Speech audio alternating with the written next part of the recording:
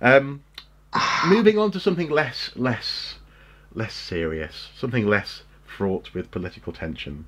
Um, Really? Do you really think so?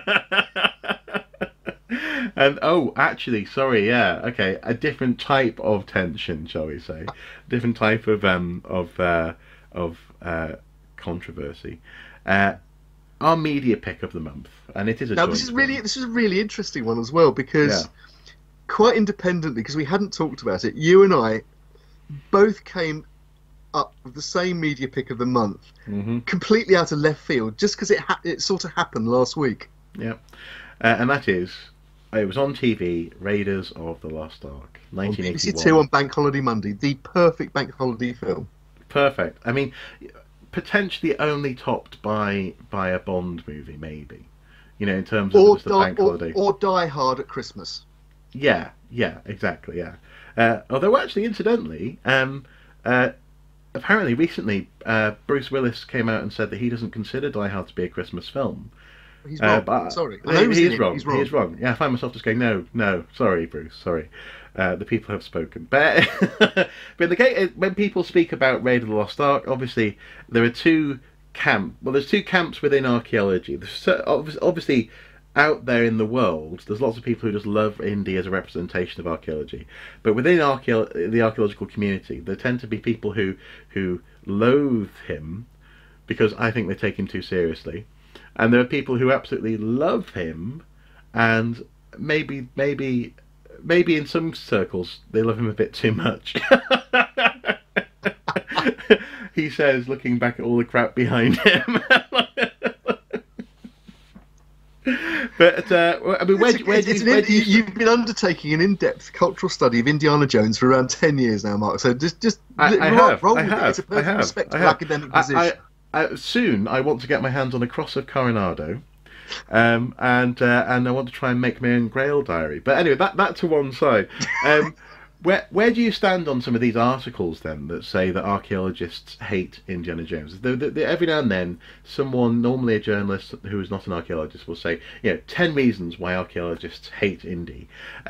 Where do you stand on that? I mean, given that that this month we're saying, Raiders of the Lost Ark, and I don't even think that we need to necessarily explain why people should watch it because, it's Raiders of No, the Lost Ark. But where do you stand on this idea that we should hate Indy? I think you get some idea of my position from.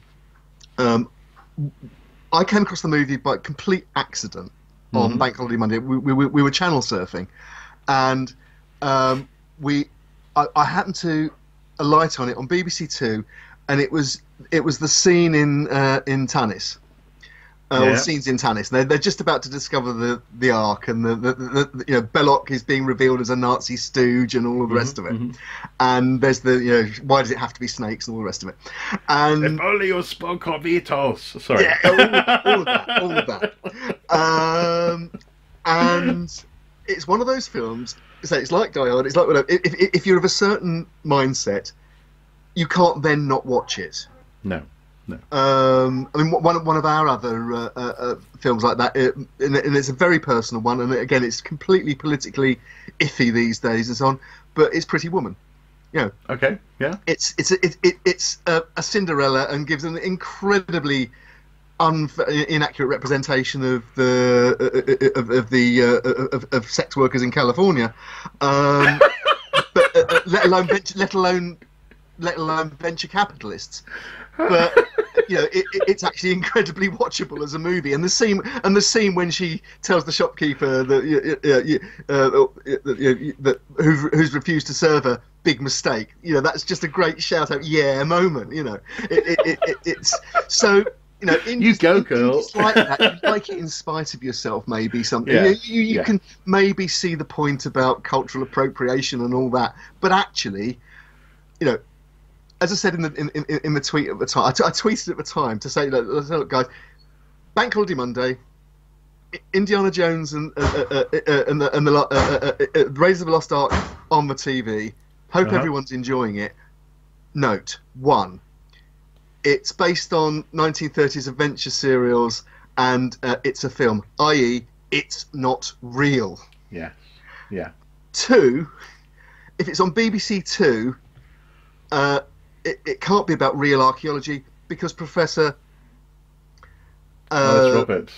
sorry, Alice Roberts. Professor Alice Roberts isn't presenting it. Yeah, yeah. You know, so it it's that kind. You know, you can't take these things too seriously. I think, you know, yes, it's a cult. You know, you can get all academic about it. You know, it's a cultural representation of a view of, you know, archaeology or Western cultural appropriation, or you know, you can take all those positions on it. That, But if you, I mean, because I know lots of people out there, they can't stand the term of cultural appropriation, and to be honest, I don't blame them. I think it is thrown around a little bit too much, but it is nonetheless, it is arguably, you could say it takes the view that this is what men from America in particular do, but also men from Britain used to do: go around the world and show other people what's what, and take things home. But again, you know, you and I know, and our audience, because they're really well informed, know that Indy is partly based on people like Hiram Bingham, who did that sort of stuff, and dressed a bit like that. Yeah, but it's also based on those on a love of, you know, these classic grungy special effects where you really do have a man dragged behind a truck, you know. I mean, you know, again, that's the point.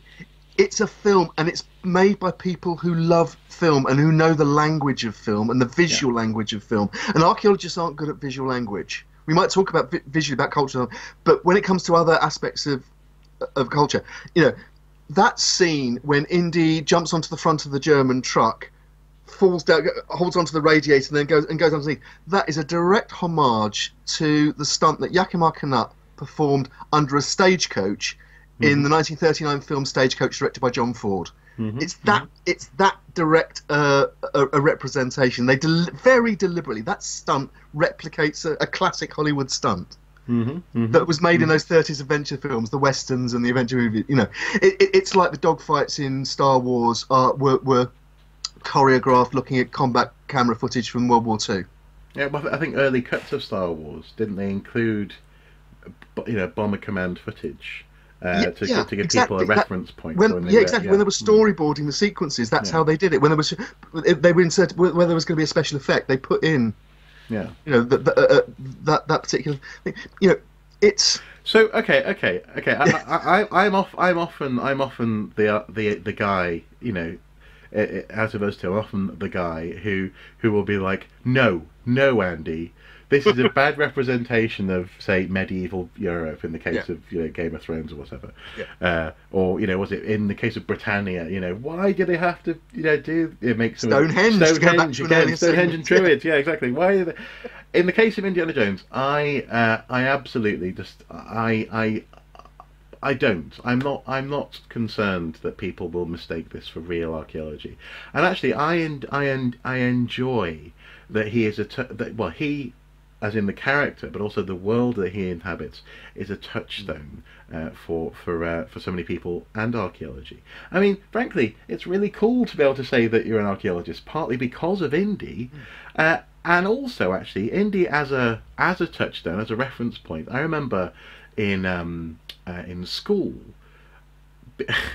being both super excited when one day we were going to watch some of the Young Indiana Jones adventures, not knowing what the content would be, obviously, but then slightly disappointed when it turned out, oh, this is about learning. Like, it wasn't quite as exciting as the movies. But the point is, the character, and George Lucas in particular, when he was developing those TV series, partly actually as a way of developing certain special effects techniques ahead of developing Star Wars Episode 1, but anyway, he used that as an opportunity to introduce young people to real historical people and events and concepts. I first learned what a syllogism was from the Young Indiana Jones adventures. I was first introduced to some of the nuances of, for example, Belgium. You know, how it was that Indy, for example, could insert himself into the First World War by signing up as a Belgian recruit and this kind of thing, through Indiana Jones. And so it all starts with Raiders, and I love it. Although here's a question for you: are there more than 3 films? Discounting the TV series, obviously that is part of canon. Are there more than 3 films? Well, yeah, of course there are, because you've got Raiders of the Lost Ark, Temple of Doom, Last Crusade, and then as an afterthought, you've got Crystal Skull. And what's nice about I think, although it may have been one too many bites at the cherry, I think that there are some really good things in Crystal Skull. One of which is the fact that they're playing with all the, it's fantasy fiction based on, again, 30s and 40s cinema adventure serial, and they're playing with all the ancient aliens tropes. They're treating them, it's all the fictional New Age ancient aliens bollocks. Do you know? I didn't say that, did I? Do you know, it's controversial. It's controversial that you should say that. I know I have lots of friends, and frankly, I know lots of people who I've interacted with online who simply don't believe that the fourth film exists. But actually, yes, we've all seen Indy survive a nuclear explosion by getting inside a fridge. Which, by the way, people watching, do not get inside a fridge. It is really dangerous unless you're faced with a nuclear test imminently. Explosion, exactly. I agree with you. Controversially, I do not discount Kingdom of the Crystal Skull, and I'll tell you why. First of all, it has tremendous problems, and I think one of the biggest crimes it commits against the Raiders. Shia LaBeouf was cast in it. Well, well, yes, Mutt Williams, yeah. Okay, and that really naff Tarzan reference where he's swinging through the jungle. Why did they have to do that? I can live with that because of it's the adventure trope that we were talking about. But one of the biggest crimes that they commits against the Indiana Jones trope is that Indy does not witness the denouement at the end. For all the other films, close your eyes, don't look at it, it'll go away. He sees in The Last Crusade, he sees Donovan shrink away into dust. Yeah. And in Temple of Doom, he's there for all the supernatural stuff that happens, the pulling out of the heart. He sees this stuff. Yeah. In Kingdom of the Crystal Skull, they seem to have forgotten that Indy is our way into this story. And what we see at the end, all we see is what Sparko or Cate Blanchett sees in that the alien spinning round, and then the mystery basically is somehow hers to see, but then she dies. So actually, we as the audience, and I think it may sound like I'm overanalyzing it, but actually I think this is one of the reasons why there's a psychological disconnect with that film, is that Indy doesn't come out of there having learned, so like after at the end of Temple Last Crusade, he and his father are talking about, what did you see in there? I saw illumination, this kind of thing. Yeah. They have a conversation about what they've learned, what's just happened.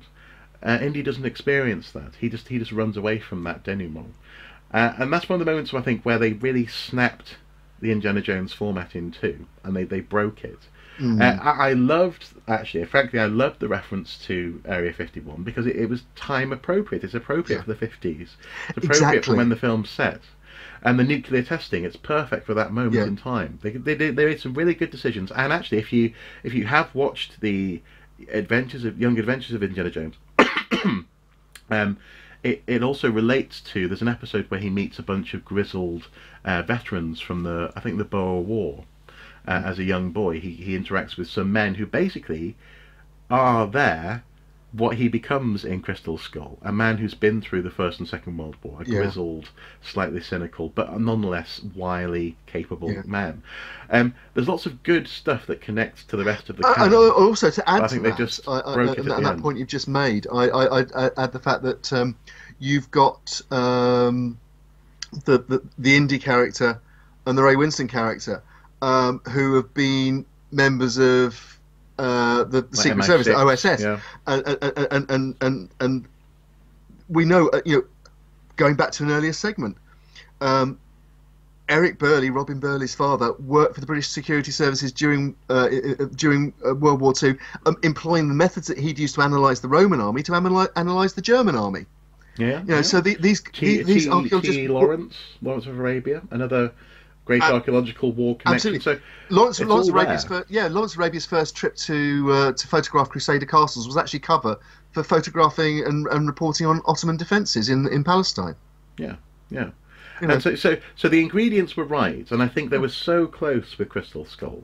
But I really do think that one of the reasons the film just doesn't work is that they broke it at the end. They broke they broke the fact that the journey. The journey of the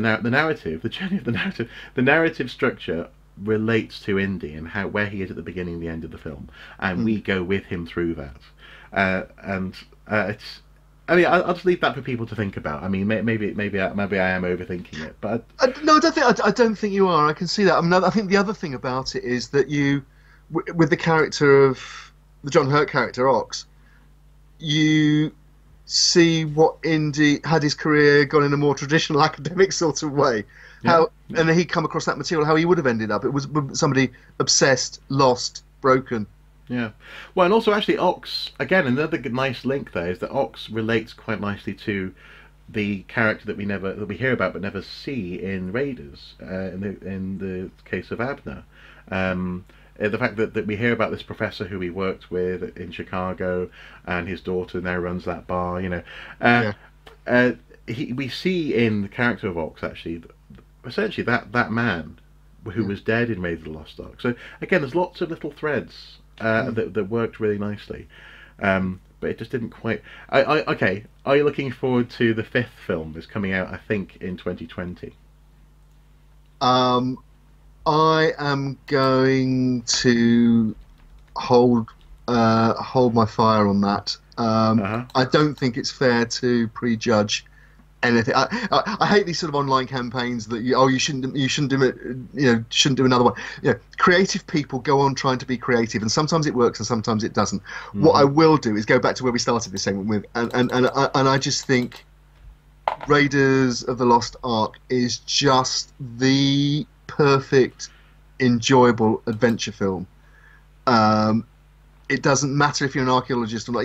It's become a cultural icon now, and quite rightly, I think, because there are few films that are quite as rip-roaringly entertaining over a couple of hours than that one is. It's a work of real class by people who really knew what they were doing and really loved making movies.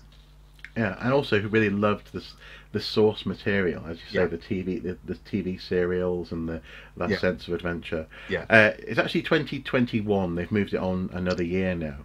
So how old will Harrison Ford be then? Oh, I could calculate. Let's see. He's currently, he was born in 1942. Okay.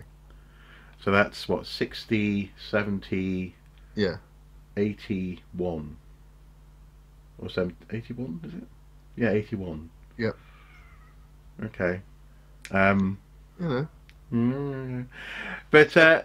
in the meantime, in terms of Harrison Ford, we get to see him in The Secret Life of Pets next year. And The Secret Life of Pets 2. He's in the sequel. Well, I hope for him it's like the Harry Potter's were for all those British actors. It was basically their pension fund. Yeah. Well, and of course Michael Caine and his stint in some of the was it Jaws 3, Jaws 4? Yeah, was it? No, it was. I think it was. Revenge? No, it was Jaws. I think it was Jaws 3, and the famous quote is, "I never saw the movie, but I did see the house it built." Yeah, absolutely. So yes, he's currently 76 years old, so he'll be maybe 81, 82 when it comes out. Okay. Well, there we go. That's the end of another watching brief, and I think I'll title the section on Indiana Jones not just Raiders. I think I'll call it Indiana Jones. We had a good philosophical discussion about Indy there. I think that was good.